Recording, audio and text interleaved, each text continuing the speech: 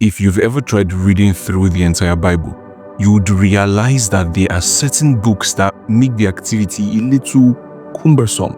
Sometimes you're reading through Leviticus, reading through Numbers, and you're like, in some cases, some of us rush through or we just skip those portions. However, nothing that made its way to the canon of Scripture was a mistake. And there's nothing in Scripture that you cannot benefit from, even if you think you live and exist within the New Covenant. And one of such things is what I want to show you today. Just give me a little time and I will make it worth your while. On the day the tabernacle was set up, the cloud covered it. But from evening until morning, the cloud over the tabernacle looked like a pillar of fire. This was the regular pattern. So this was how God was leading the Israelites. In the nighttime, there would be a cloud that would look like fire. But then in the morning time, it's going to look like an actual cloud. Whenever the cloud lifted from over the sacred tent, the people of Israel would break camp and follow it. And wherever the cloud settled, the people of Israel would set up camp. Now here's what's interesting. If you keep reading, you would realize that the Israelites, not only were they just following the cloud, they were strictly obedient to it. At least, it was a manifestation of God. Ultimately, they were obeying God. But if that cloud hung over them for 2 months, they did not move from that location until the cloud moved.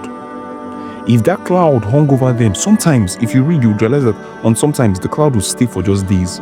Sometimes the cloud will stay in the night, and then by morning, it's already moving.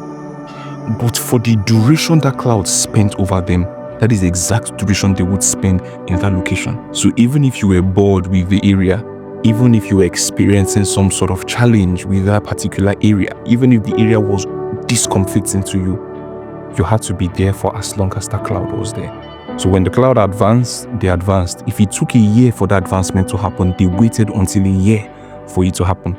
My question to you today, are you exactly where the cloud of God's instruction is? Like if we look above you, can we still tell that you are still under that cloud?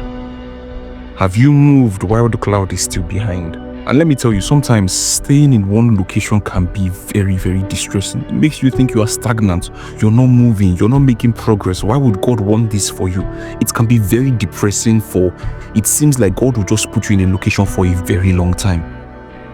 But please, don't make the mistake of moving before that cloud. That cloud of God's instruction hangs over you. On some occasions, the instruction would demand that you stay only a day in a particular spot, sometimes a week, sometimes a month, sometimes 5 years. It doesn't matter the duration. What matters is that cloud still over you, no matter where you are. Maybe God has told you, I want you to serve in this particular local church, and you have been there. 3 months later, it seems like everybody is against you. Everybody has a problem with what you are doing. Before you leave, find out if the cloud of that instruction is also moving. No matter the discomfort you feel in any particular location, please do not make the mistake of moving before that cloud. Part of the things that exist within the cloud of God's instruction is God's providence. Part of the things that exist within the cloud of God's instruction is God's provision, is God's resource, it's God's supply of strength. Do not make the mistake of moving before that cloud moves. God bless you.